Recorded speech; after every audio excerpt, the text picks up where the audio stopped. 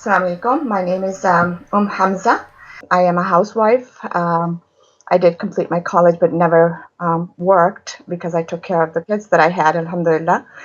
And I was looking for some to start something new, and hijama was my choice of career for career.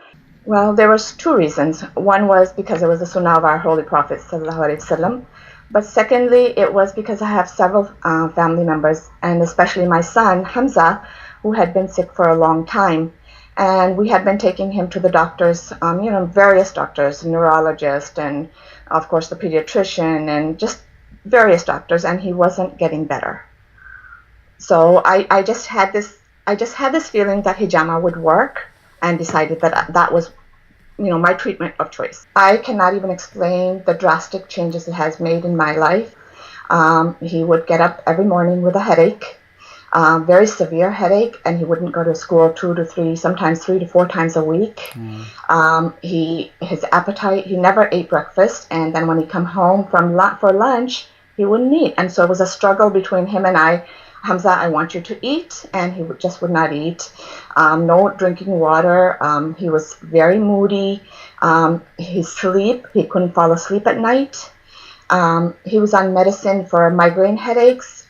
It wasn't working.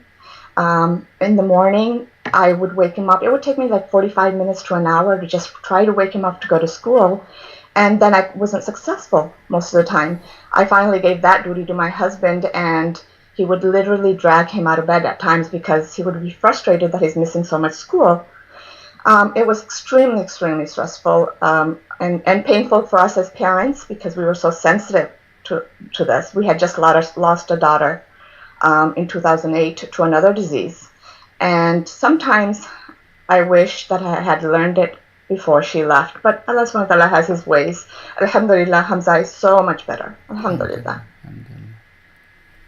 I lost my train of thought with your story.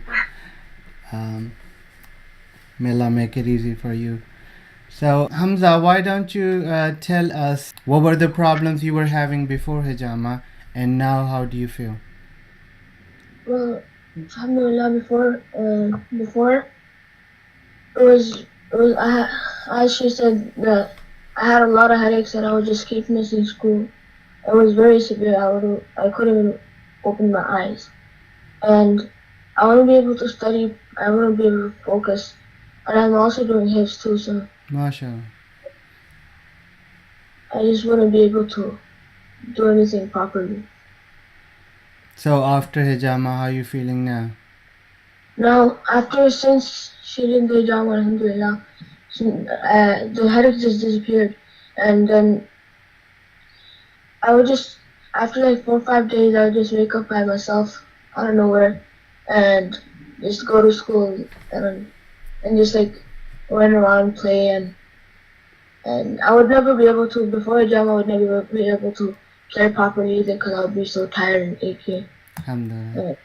My brother, he brought up a point where he said that he was tired and achy, which was literally, he was so tired and achy all the time. He would lay here, lay there. And the change that it brought in his mood and the way he felt, I mean, everybody noticed. It wasn't just us as parents. Everybody noticed Hamza changed. He would come home and he would ask for food. I mean, that struggle was gone, and he was feeling so much better. He was sleeping better. He was getting up by himself in the morning, which had not happened, as long as I could remember. Alhamdulillah.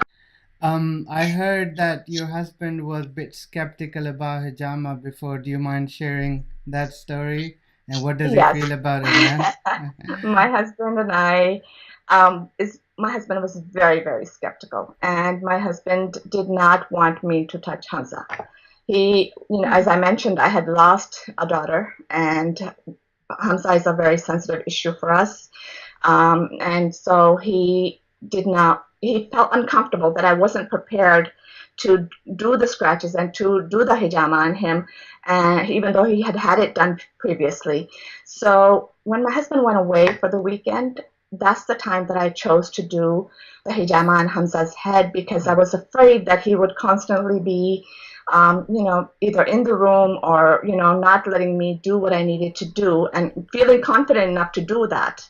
So when he went away, I performed the hijama on his head. And when he came back, he noticed, of course, the redness and, all of that, and kept asking him, is it painful? Is it hurting you? Are you okay? And I kept telling him, hang in there. He's going to be fine, inshallah. And within 24 hours, subhanAllah, there was such change in Hamza that my husband himself kind of was shocked and relieved. And I have to say, my husband has become my biggest advertisement, because when he went to Pakistan just a couple of weeks ago, he made everybody go to look for a hijama therapist and to get hijama done, and insisted that rather than going to the doctors, people should really go to the hijama therapist to get everything done. So how do you find the online model? I actually found it, well, I'm so thankful that it's there, first of all, alhamdulillah, because if it wasn't there, I wouldn't have had the opportunity to learn. It's an excellent model. The only disadvantage that I felt was that I wasn't able to attend the practical day and meet my course instructors because it's in England and so far away from me. I missed that. But that being said, there were so many videos throughout the course that watching it prepared me enough, and I felt confident and comfortable enough to actually do the procedure the first time. So alhamdulillah, sister, thank you for sharing the case study. Thank you for sharing your advice, Hamza, as well. And thank you for motivating inspiring all the other students as well. Jazakallah, Brother Mudassir, and Jazakallah to Sister Umar. I cannot thank you enough for providing this opportunity, because I wouldn't be who I am and I wouldn't be doing this if it wasn't for the two of you and your hard work. Jazakallah for everything.